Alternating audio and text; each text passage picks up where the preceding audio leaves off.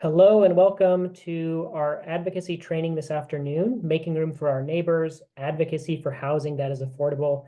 My name is Michael Shepard. I'm the Associate Director for Community Strategies of United to End Homelessness, an initiative of Orange County United Way. And joining us in a moment is a dear friend and colleague, Elizabeth Hansburg with People for Housing, Orange County.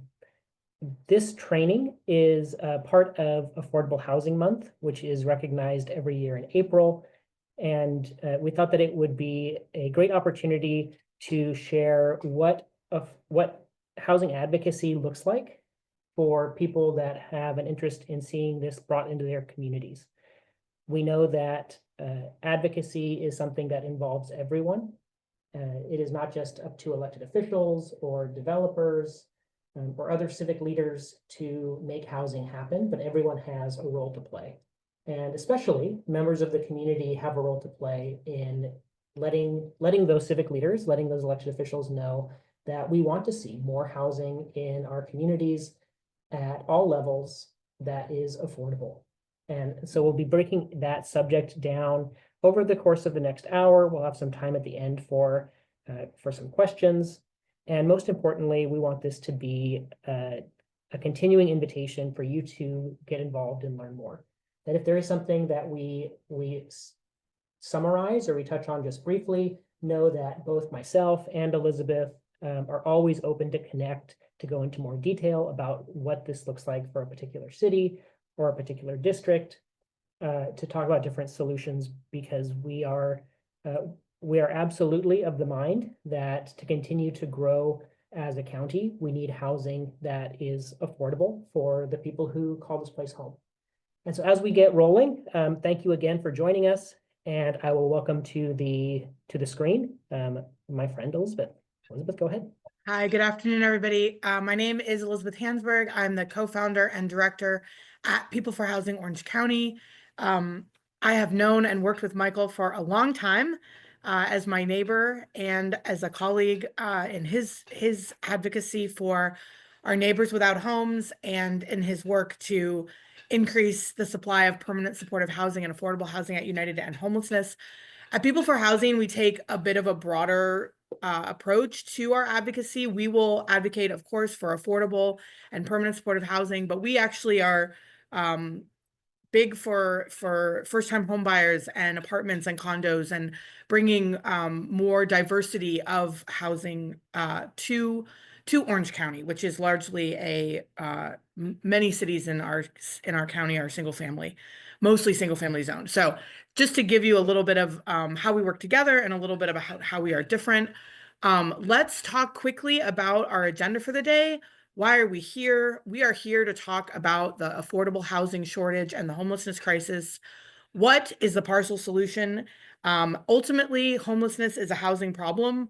So I know Michael and I agree that the solution to homelessness, the solution to the racial wealth gap between families of color and white families, it's all about more housing types, and deeper levels of affordability. And then how do we solve these problems? Again, increasing the supply of homes, and the way that you as an advocate and a community member can help to do the job to make our communities more inclusive and welcoming by increasing housing and affordable housing in your community. So that's our third training point.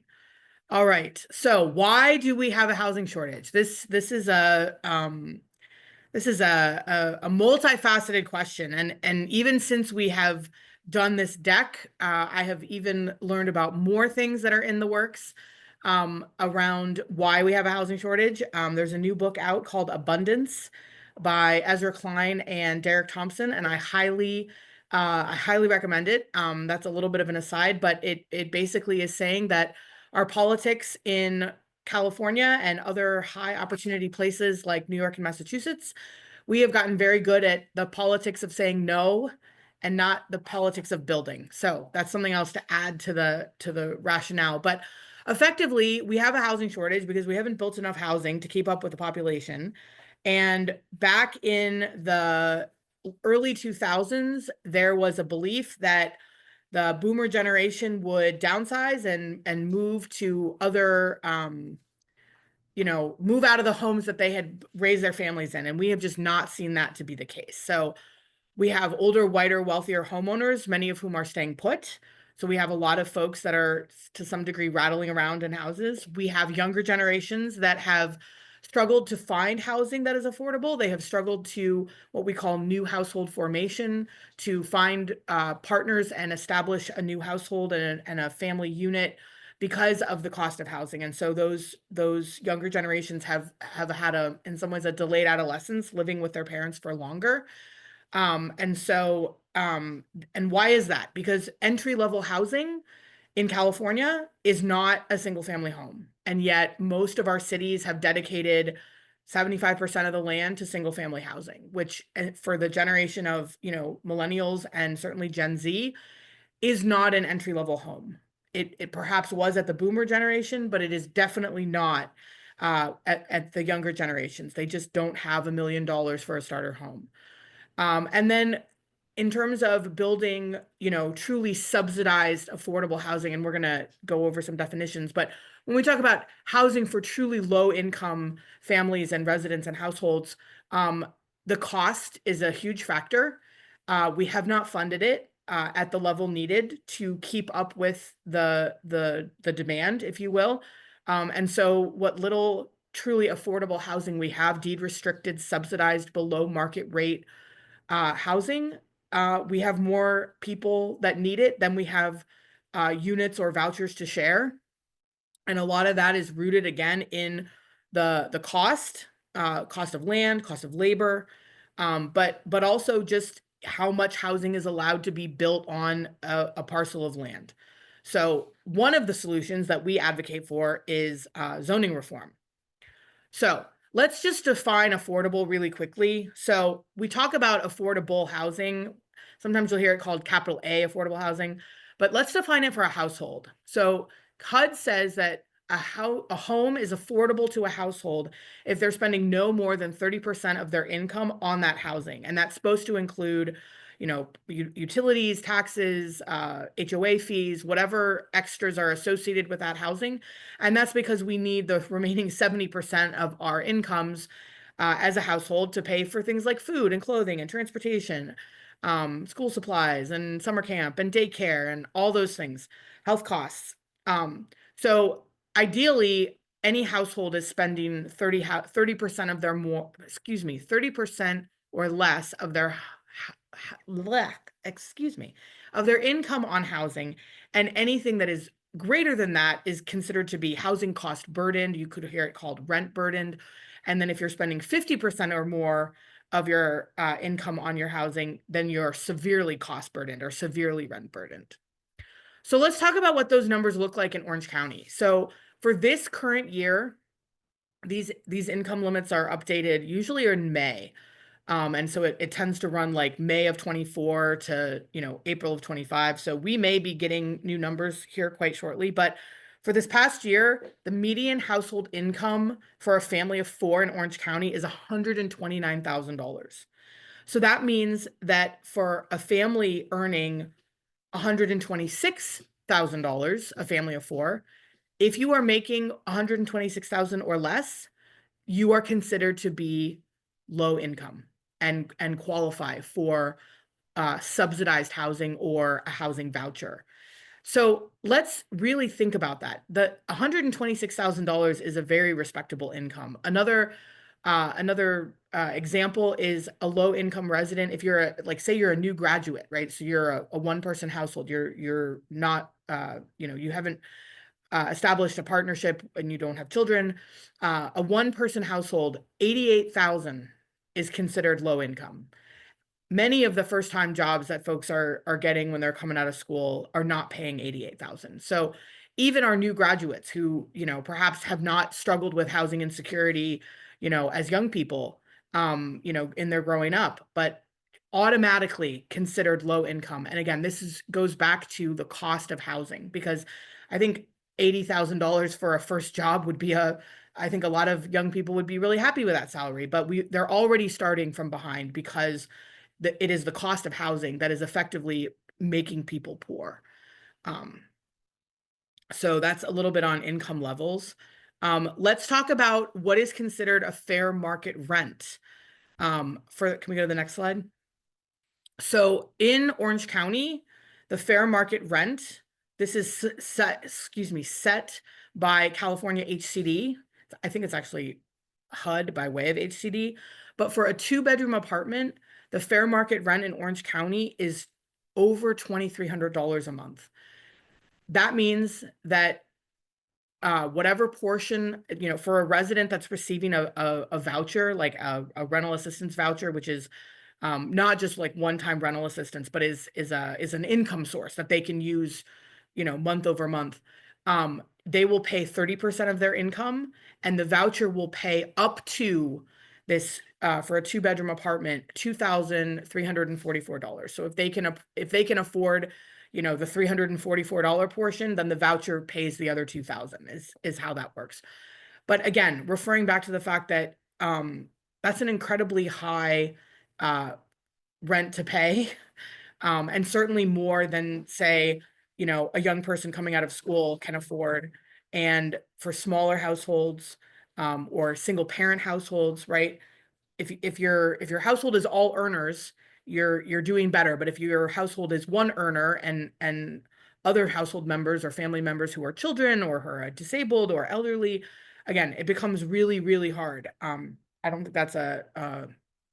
think anybody is surprised by that. So this year, the housing wage for a 2-bedroom apartment is someone would need to be making $40.57 per hour or working 101 hours. So if you have, 2 family members or 2 earners in the household, that might approach being doable, but certainly stressful. Definitely has people working, 50-hour weeks, not 40-hour weeks. And so, this is where we see folks working multiple jobs, having a side hustle, multiple family members having a side hustle, and the stress that it puts on families. Again, not surprising at all, but those are the realities of the housing costs in Orange County today. All right, let's go to the next slide. Let's just talk really quickly a little bit of vocabulary for anyone who isn't necessarily. What do we mean when we say, I'm going to start with the middle one with affordable. What do we mean when we say affordable housing or capital A affordable housing? So we're talking about housing that is either being rented or sold at below whatever the quote unquote market rate is. So if we go back to that other slide, it'll be housing, if it's a 2-bedroom apartment, it'll be housing that is being subsidized such that the rent that the resident is paying is not $2,344 a month, right? So it's considered below market rate. So, and that subsidy is made possible. It can be made possible through government subsidies. There's various types of those. Section 8 vouchers are one. Low-income housing tax credits are another. Charitable, sometimes there's philanthropic funding or charitable funding that makes it affordable. Going up to the top, what do we mean when we say market rate? It's literally what the market will bear. This is why if you go to Culver City and you look at very humble starter homes, they're $1.25 million because people want to live in Culver City. If you look in Stanton or in Fullerton, the same humble starter home is probably closer to $800,000 or $900,000. But again, location. So it's based on the economic principles of supply and demand, the competition between people who are searching for housing, whether that be first-time home buyers or renters. And again, because we have a lack of supply, that market rate price is very high. And then let's talk about mixed income housing. So this is usually achieved through some combination of either an inclusionary policy, which we will talk about, sometimes density bonus or surplus land act, or sometimes really innovative creative projects where developers will find ways to do market rate housing and below market rate or affordable housing together in the same projects. California, I think, makes it unnecessarily hard to do this, but when it happens, it can be a really wonderful thing. So that's what we mean when we say mixed income housing. Okay, let's start a little bit of a talk around housing typologies, right? So this is the shelter housing cost continuum. So on the left, we see literal people experiencing homelessness on the street, living in the out of doors, living in their cars. Moving to the right, we have what are considered like low barrier emergency shelters, places where people can get a bed for the night. We have transitional housing, which usually can be anywhere from 3 months to 2 years. It's usually part of a program, might include job training, might include, for women or anyone exiting domestic violence.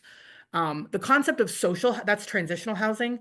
The concept of social housing is actually not brand new, certainly not new to the world. It's newer here in California the last couple of years. It's been borrowed. The most common example is coming from Vienna, Austria. And it basically means you pay what you can. If you've ever been to one of those cafes where it's a pay what you can cafe, and so the meal will be priced at $12. But if you are someone who can afford 15, they welcome your 15. And if you're someone who has $7 and would like to partake, they welcome your 7. It's kind of similar to that. So if you're a high earning tech bro, maybe you're paying the full $3,000 for your apartment. If you're a single parent with multiple children, perhaps you're paying 1,500.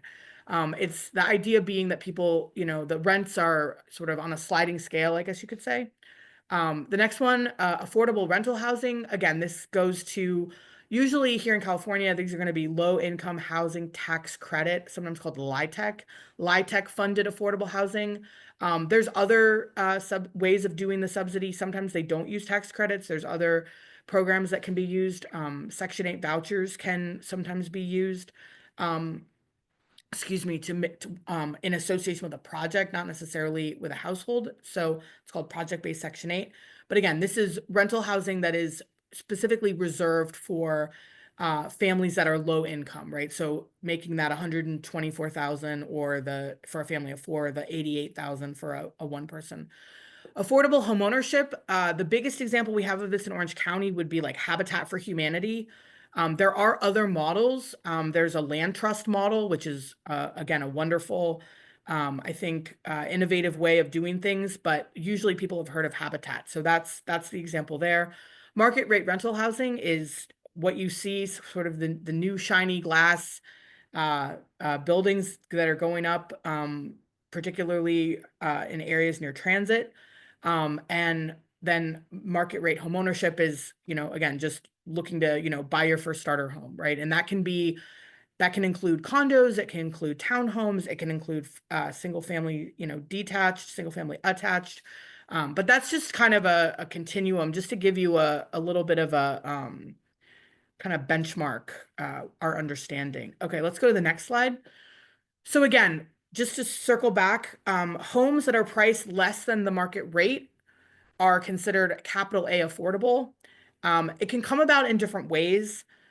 We can talk about older housing stock, and this kind of rings true with people's life experience, right? We were talking about, the new shiny glass buildings that are going up, the places where rent for a one bedroom is, $3,500, particularly in, really in demand areas like, maybe downtown Santa Ana or in Irvine. Those would be kind of the higher priced market rate rental housing. So what do we mean when we say naturally occurring? We basically mean the housing from the 40s, 50s, and 60s, right? Sometimes they're called dingbats, right? In LA, there's it's like parking on the ground floor and then older apartments, right? So just older housing stock that doesn't have all of the amenities that gets built when you build housing today. Sometimes those are called naturally occurring, or NOAA, naturally occurring affordable housing. It's still technically market rate housing, but because of the new shiny glass building down the street, it's not going to net the $3,500 a month. It's probably going to be closer to $2,200 a month because it doesn't have all the fancy things. In places, not very much in California, but a few places, we actually have government-owned housing, right? California discouraged this in the past, and so we don't have a lot of examples of this, but there are a few places. San Juan Capistrano owns some housing, the Little Hollywood neighborhood. So there are a few examples here in Orange County, but on the whole, if the government does own housing, if there's a government-owned housing, it usually is rented for affordable housing for lower income residents. And then again, the vast majority, and certainly the majority of what is getting built today by, say, the companies we're probably most familiar with, like Jamboree Housing or National Community Renaissance, National Core, CNC Development, Community Development Partners, Meta Housing, Mercy Housing.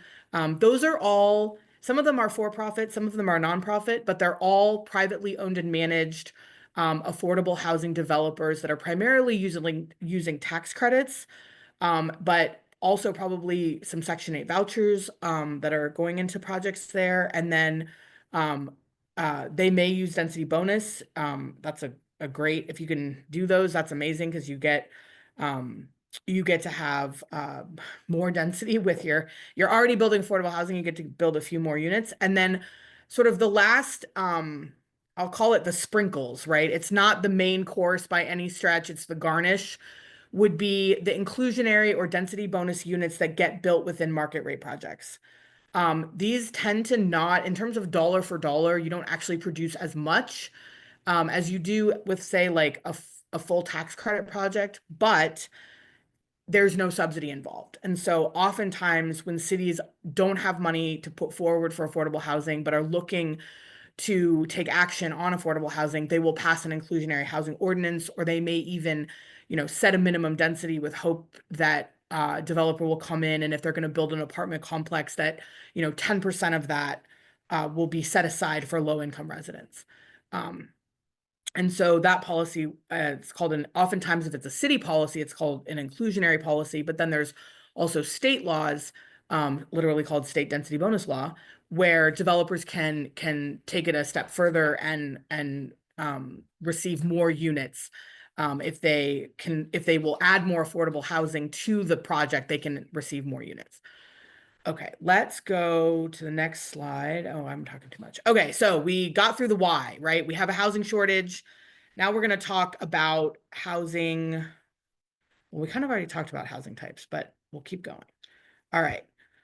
So let's talk about the role that cities play in building housing. So cities control the rules of the game, but they don't build housing. So the whole process you've probably been hearing about if you've been in the housing, sort of paying attention to what's going on in the housing space. You've heard about RENA and housing elements and zoning and rezoning.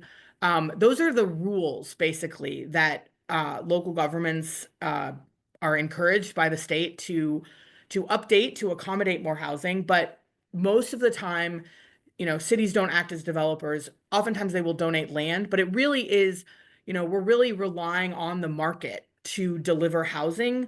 And so cities have a role to play in terms of, do they facilitate that? Do they help the market work and help bring about more housing? Or do they use their processes to stall on the process? So cities really do have a lot. They can facilitate it and help it and move it forward, or they can and make it harder.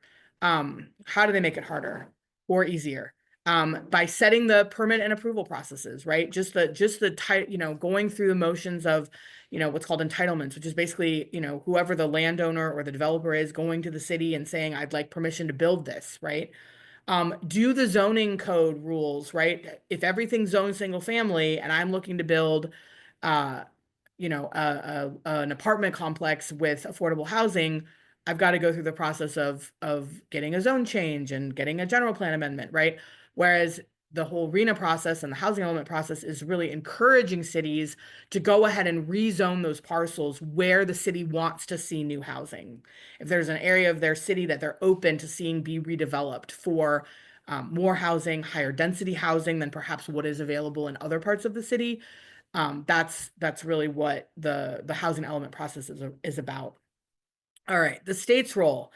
I know from talking with a lot of elected officials that while the cities will complain about the takeover and, quote unquote, Sacramento overreach, there are a lot of electeds who want to do the right thing, local electeds who want to see more housing in their community to help tackle homelessness and reduce housing overcrowding, improve public health, support workforce housing, right? Not everyone is, a six-figure earner. We need nurses and nursing assistants, and we need teachers, and we need teachers' aides. And so having that full spectrum of housing is something that a lot of our electeds, they do recognize that, right? Supporting our local workforce and then promoting economic growth, right? I mean, the reality is that development is an industry and it brings a lot of jobs. So so anyway, all of that is to say, I think that despite the complaints that a lot of times elected officials will say out of one side of their mouth, oh, don't look at me. We had to do it. Sacramento made us approve this project.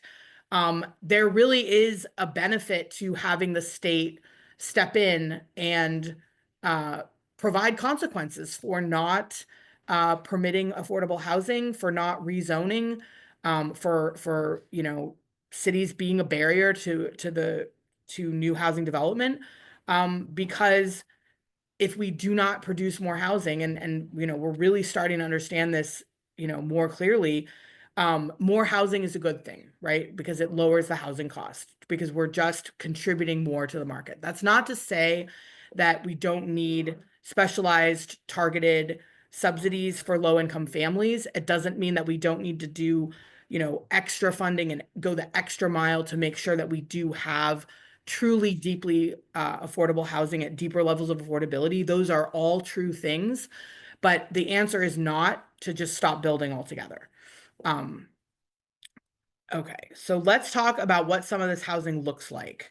So the middle section of this housing, right? We often see, especially in newer communities, we have, the shiny new glass apartment buildings that are, 5 to 8 stories, and then we have the detached single family.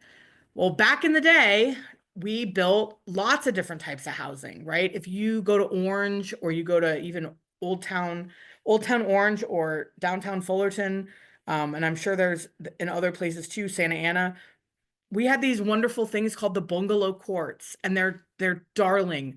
They're super cute ways of doing apartments. They're now often in newer places, they're not permitted, right? That level of missing middle housing is not one of the typologies that the way the zoning and the subdivision standards are written that naturally gets developed. These tend to be smaller scale, and the way that development works now very much favors large scale development, master planned communities.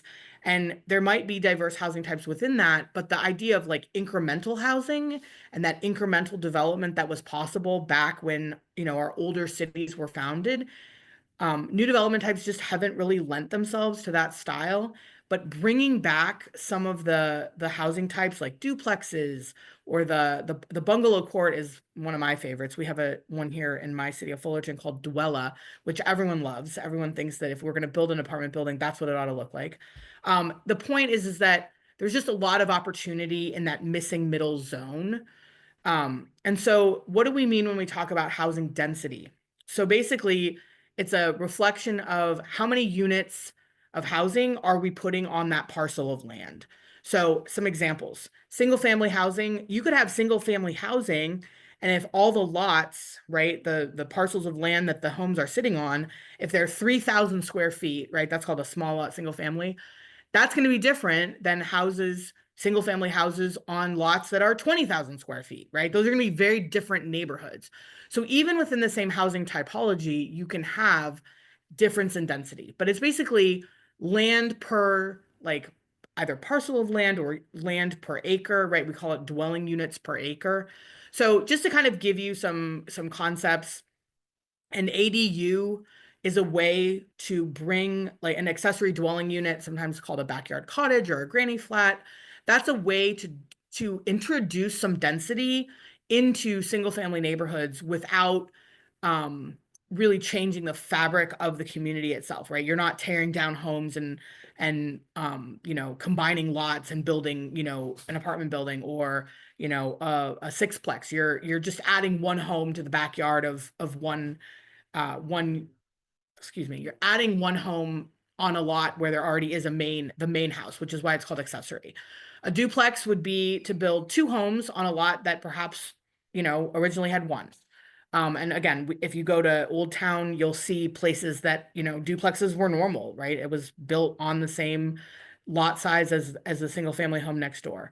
And then, again, we talked about kind of the newer glass, you know, more sort of high luxury. I don't like using that word, but newer housing. So mixed use. Oftentimes you'll see housing above retail or office, right? That's a mixed use typology. So basically just wanting to say that we can add housing to our communities in ways that are um, respective of the existing fabric. It doesn't have to be an all or nothing. It doesn't have to be that we're going to tear down, an existing single family neighborhood and build it back as, as mixed use retail and office. We can have sometimes called gentle density or incremental housing. Um, all right, let's go to the next slide. So then again, just to kind of give you, I'm going to try to go a little more quickly, but um, I talked about how a lot of cities have restricted most of the land in their city for single family only zoning, right? Or single family only housing. This graphic is from the Othering and Belonging Institute at UC Berkeley, and they have a whole series of maps for every city in Southern California. And you can look at your own city and you can see how much of your city is dedicated to single family only zoning. This is an example from Santa Ana. So the pink is single family only. The blue is multifamily, right? So where you could build um, certainly the bungalow court, perhaps even, sometimes duplexes actually can get into a single family neighborhood. That sometimes it'll allow it, but certainly like a threeplex or a fourplex or a small apartment building. And then the gray is basically everything that's not residential. So commercial, schools, institutional, or industrial. So these maps, I would really encourage you to take a look at them. Santa Ana is actually a city that, despite having a lot of their land still set aside for single family only zoning, they've actually made a lot of room. Compared, and you can look at, cities from, I mean, if you look at Irvine has even more opportunities, I think, for multifamily.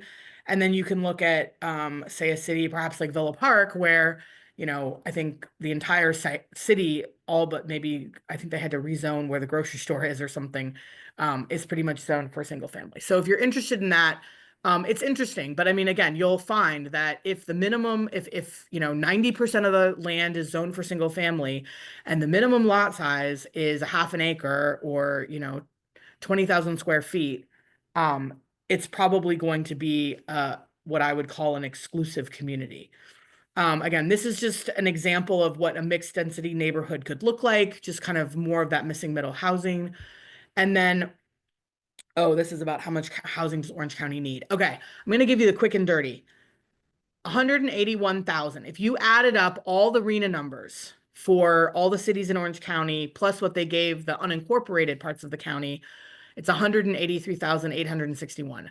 This is an aspirational number. It comes from HCD via SCAG, and it is aspirational. I'm gonna call it what it is. Not Irvine, in Anaheim, their number was 17,000.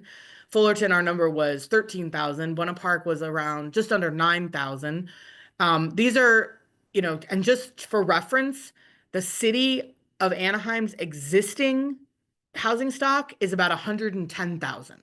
So this is basically saying that, Orange County needs to build, the same number, plus what is currently in the city of Anaheim. And just to give you a reference, the city population of Anaheim is about just under, I think, 350,000 residents, and their existing housing stock is about 110,000. So it's like building another Anaheim plus more. So again, we could go into this. It's really technical. If you're really interested, you can email me and I can, give you information. But I'm going to just leave it off with a little bit of information about what I referred to before around inclusionary housing.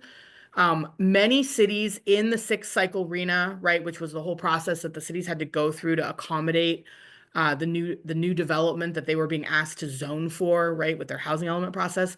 Many cities in Orange County have gone to an inclusionary housing.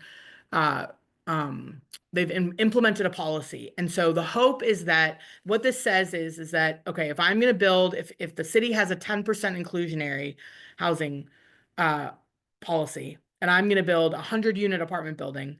10 of the units within that 100-unit apartment building have to be set aside for low-income residents. So that's kind of a back, really quick and dirty explanation. But the reason that cities have gone to these policies, in addition to making sure that there's, diverse housing price points in their city, is because we don't have enough subsidy. We don't have enough. The state of California does not have a dedicated funding source line item where year over year we know that there's going to be money for affordable housing.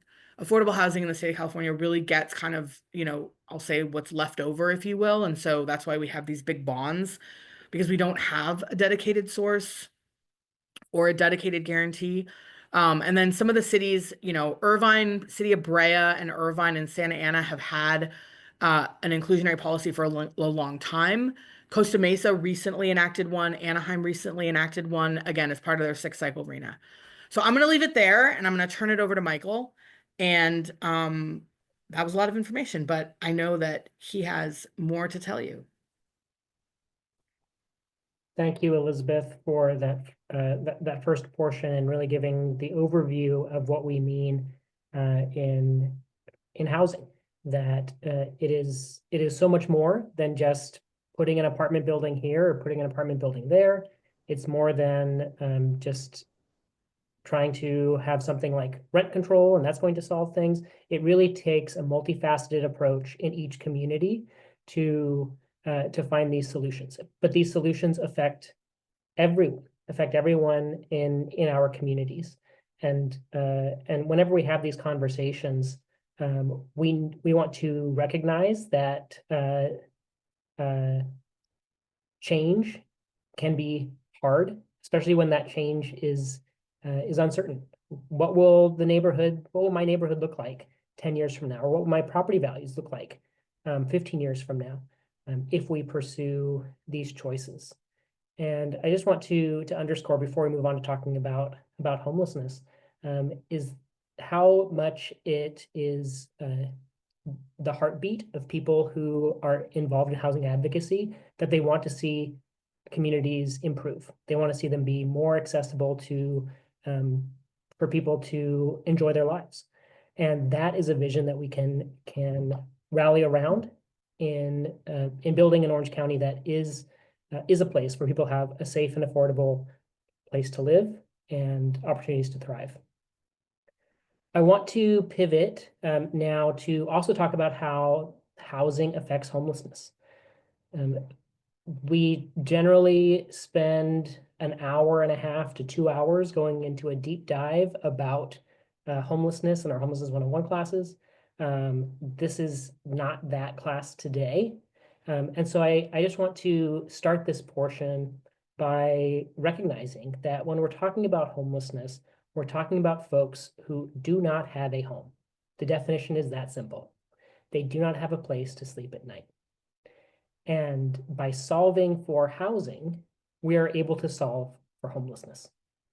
And that the right combination of shelter, housing, and services lead us towards the solution that can meet people's unique circumstances and the different situations that have led people into homelessness. And so the few quick definitions to share here on the screen, affordable housing is what we have spent the first portion of this training covering.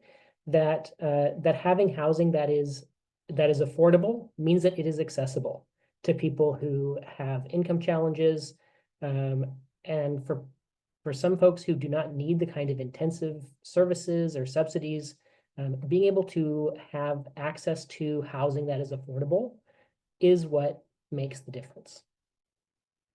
There is another type of housing. Elizabeth shared many types of housing earlier, but there's a specific type of housing that we use in addressing homelessness called supportive housing.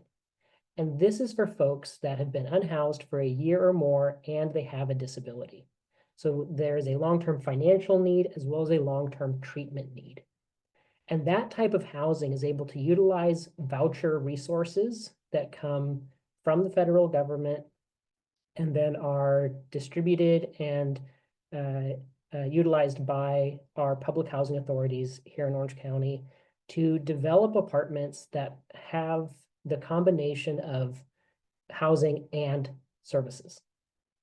Not temporary, but based on tenancy, that folks who would be a part of these supportive housing developments have a lease, they are paying a portion of the rent, they have keys to their front door, they are able to have their family over to visit.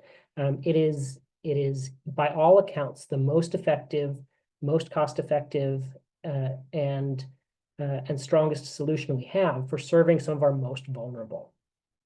That permanent supportive housing solution is the approach for a particular subset of who is experiencing homelessness, but it is not for every single person, but housing is. And along the way to having that appropriate placement in housing, sometimes we need to utilize shelters. And we want to spend a moment on shelters because in a lot of people's minds, shelters are the solution because it gets people off the streets. Sometimes it can connect them into some other services that they need. Shelters can be used for low barrier emergency intervention. They can be an entryway towards housing solutions, but we have to remember that shelter is temporary. It is not meant to be the only approach that we have to addressing homelessness. Go ahead for the next slide. Since I was sharing a bit about supportive housing, one of the ways that we accomplish that is through a state program called Project Home Key. And what Project Home Key did was allowed cities to renovate old motels into studio units. And so this is one example of a Motel 6 that was purchased, renovated to be individual apartment units. That renovation is much more cost effective than having to build from the ground up, though sometimes that is also the approach that developers take. Here in Orange County, we have seen motels converted, we have seen church properties renovated into apartments. Even the City Hall in San Juan Capistrano has been renovated into permanent supportive housing that is able to serve older adults and veterans. And so there really is a creativity for the folks who specialize in this kind of development with the goal of creating more housing for a specific purpose. And if, as we are thinking about how we solve both the homelessness issue as well as the housing affordability issue, we know that we need creativity and the collaboration to make that possible. And to help bring that forward, we invest in advocacy solutions. And so that's where we want to turn now to look at how we solve these problems and how people can be more involved. The advocacy work that each of our organizations do really hinge on these three areas. That we advocate for housing solutions when there is a development that's coming before City Council or Planning Commission. We want to be in those rooms and we want to empower community members like yourself to be in those places to say, yes, we want to see these types of housing in our neighborhoods. Yes, we support the Planning Commission or the City Council or the city manager, whoever it may be. We support the work that they are doing to bring this here. We also advocate for policy change, which is the very technical behind the scenes work to make the zoning happen, to make the funding happen, to create the environment for housing to come online. That is a very specialized work to do, but it's where we can have tremendous impact as housing advocates, because it is showing up in places knowledgeable and showing up in places with that kind of positive support. And in a lot of cases, it's a surprise to the people who work on policy that someone is showing up in a positive way. And by having those relationships, by showing up with positivity rather than criticism, a lot can be accomplished. And then the third area is our advocacy for narrative change. And we'll go into a little more detail about this in just a moment, but this is about trying to shift the social attitudes that we have about housing. And particularly the social attitudes we have that would treat housing as something that a few people deserve, but that most people just have to figure out on their own. That we would rally around a narrative that would say that everyone who lives in Orange County should have access to safe and affordable place to call home and opportunities to thrive. That narrative is what drives us in pursuit of all of those housing types. And it's what drives us to have a system that responds to homelessness with the right options and opportunities for people moving forward.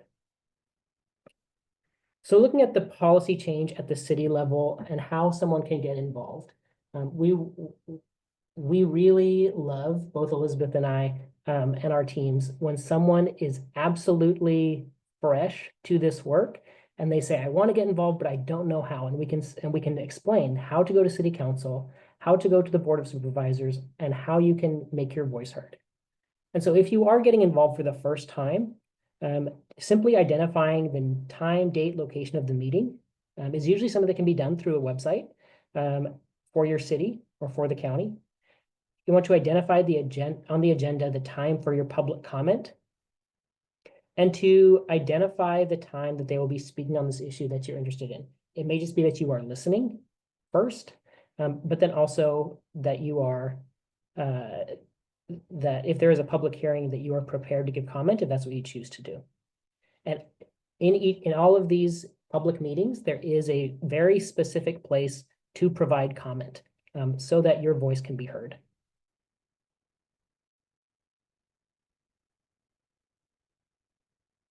We need more people to advocate for affordable housing because we need those diverse voices to be represented. It is not just developers and construction who build housing. It is not just the elected officials who approve housing. It is not just lawmakers who make funding available or make policy decisions, but everyone has a role to play. And especially for residents who have voted for the city councils, it is important that your voice is heard there as well, so that they know that there is support and concern to see housing addressed in meaningful ways. And so again, to kind of see the whole process of who's approving housing at a city level, generally it starts with the planning staff receiving from a developer their plans to use a piece of property and their intent to build housing there. That will include community meetings between the planning staff and the city manager before it goes to the planning commission. This is a chance for community input in a formal way. If the planning commission approves a project, it gets forwarded to the city council for their approval for anything that might be related to zoning or considerations or funding or whatever it may be. And that is another chance for community input. And so even just knowing where along the way your voice can be heard, where you can be paying attention, is what allows us to have a positive and pro-housing voice in these conversations. And so the ways that you can be involved in advocacy at the city level, first of all, is just to get to know your community. Find out who in your neighborhood also cares about housing. You can talk about what you learned in the presentation today, or you can share the link to this video to share with your neighbors as well, just to start conversations. You can identify who your decision makers are at the city council level to find out who represents you. In which supervisor for the county do you belong to? Who are your congressional representatives? These are things that are important to us to understand how we get involved at a local level. And then to know what your local housing issues are. Where are there needs in your community that housing is built to address? Moving forward with policy support is going to vary by your community and is going to vary by timing. If you could go back to the last slide, please.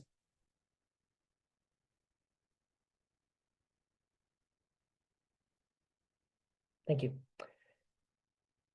And this is where listening to your city council and just getting familiar with what's happening, or reaching out to People for Housing or United to End Homelessness. We can give you some background about where the conversations have been and where they're moving. You can connect with your elected leaders, generally by email, by phone. You can schedule an appointment. And most importantly is to vote and encourage others to be involved. Each of us have a role to play in our communities, and local involvement is where we can have the most impact. And so by getting involved with housing advocacy, and if there are any ways that People for Housing or United to End Homelessness can help empower you to make an impact on the issues that you care about, we want to be here for you. And a big part of that is just making a difference where you are right now. And I'll turn things over to my colleague, Sarah, to tell us a little bit more about what that involves. Go ahead, Hi, good Sarah. afternoon. I'm Sarah, and I'm one of the community engagement managers at United to End Homelessness. And part of my work, an exciting part of my work actually, is to help people kind of understand how it is that they can communicate or have a narrative shift with their neighbors about what is needed. So let's talk about some of the top 4 priorities that are things that we want to talk about. So whether it be that you're in conversation with an elected official or just your neighbor over the fence or someone in a grocery store line, these are the things that we want to be thinking about. If we're going to be talking about production, we want to think about the fact that we need more housing. Elizabeth did a great job of sharing with us that that's a priority, both in policy change, in housing policy, but also in our conversations with folks. Also preservation. We do have some affordable housing out there. We want to make sure that it remains in that title, that it's still affordable housing, that it doesn't get changed over to fair market value or whatever it might be. We want to keep that in that affordable section. And also protection. If you are a renter, you know that there is only a certain amount that rent can go up every year. And by the way, 46% of us here in Orange County are renters. So this is a big group of us. So we want to make sure that there's not rental costs are able to soar high, that if hardship happens, there's different ways and different things that we can do. Now, prevention. We also need to make sure that we are in this in the conversations that we're having, and also what we're really advocating for, that we're careful to also include that we want to make sure that we are helping people not enter into housing insecurity and eventually homelessness, that we really are talking about prevention as something that we need to be thinking through, that we're advocating for, and that we're talking about. All right, so how do we have these conversations? It's on the last slide, but I'm going to say it here as well. It's important for us to figure out our audience, the idea of read the room. See really what do the people you're speaking to care about. We find as we're talking to community members, oftentimes some of the things that are said are based in fear. And so figuring out, okay, what are you really nervous about? If you're the kind of neighbor that really doesn't want this to happen in your neighborhood, why? What does that mean to you? What will happen if affordable housing comes to your neighborhood? And oftentimes you can find that if you're able to find a shared value or a shared concern, then you're able to really be able to have a conversation where you can talk about affordable housing in these ways. So let's talk about some talking points. So if you're having a conversation and you hear people say something about their children, that's a great place to say, so that our children can afford to stay and have a future here. That's why I care. Maybe they're talking about the seniors that they know, again, so that our parents and seniors can stay close to their families. So that people who work can afford to live here. I was recently with a community that is building specific affordable housing just for folks who live in or work in the area and aren't able to live in the area, because they know that that way their area is going to be able to be sustainable. It's going to be a place where those who work there can stay there. Also, if you care about the environment, you don't want people driving in and out of the area you're in. So again, just listening for what is the concern of the person you're talking to, and or sharing from yourself a value that you really care about. So having options that are affordable to them. One of the things that we are really trying to highlight as we move forward in narrative shifting is this idea that we don't just need affordable housing to be built. We need a housing that's affordable to everyone. So I'm sorry, not just permanent supportive housing, not just for folks that are low income. Across the board, we need as many options for as many different situations folks find themselves in. And again, I'm going to highlight this idea too, that we don't talk enough about the fact that we are entering into a season where there's something known as the gray wave or the silver wave, or the idea that 62 plus folks who are in the senior bracket, that number is getting bigger, and we're finding more and more folks are entering in housing insecurity and homelessness. And we know that folks, we want to take care of those who have taken care of us, those who have been a big part of our community and culture. So seniors, people with disabilities, and those with limited incomes. Again, as housing prices go up, fixed incomes are not. And so just really getting to the heart of what a talking point is. And I'm going to give you a little commercial. If you want to learn more about this narrative shifting or conversation or what that looks like, we have a class called Advocacy 101. Again, it's over the lunchtime, and we would love to share more about this. So finally, let's go into a little bit of housing change or narrative change. If we want to really change the conversation that's happening out there. I want to invite us to take some bold steps. We know that online can be a very scary space or place, but social media engagement, if you are going to use some of the information you heard from Michael and Elizabeth and you're trying to figure out a way to do that, may I invite you to use sort of the skill that many of us that are communicators use, and that is, instead of yelling a fact, asking a question, being invitational in, hey, have you heard of this? Or kind of entering into dialogue that isn't just, we know folks don't shift necessarily just by getting a ton of facts. It often takes a relationship, and those relationships are usually built by curiosity, which is an invitational question. All right, so there's also this thing that I made up a term, and I love that we're putting it on slides, but algorithm advocacy is this idea that the more content we engage with that has helpful facts about homelessness, the more content that we ourselves personally engage with, we know that actually raises that up in the algorithm. So if you are checking out content by the incredible folks who are here at People for Housing, as well as United End Homelessness, that's going to bump that up in the algorithm of your followers or the people that engage with you. So it's this idea of really kind of sharing the information and kind of helping people hear a story that is maybe different, or a narrative that's maybe different than they've heard before. And again, always when we're doing this, we're finding shared values, and we're finding shared goals. Again, we just dropped some stuff in for some upcoming events.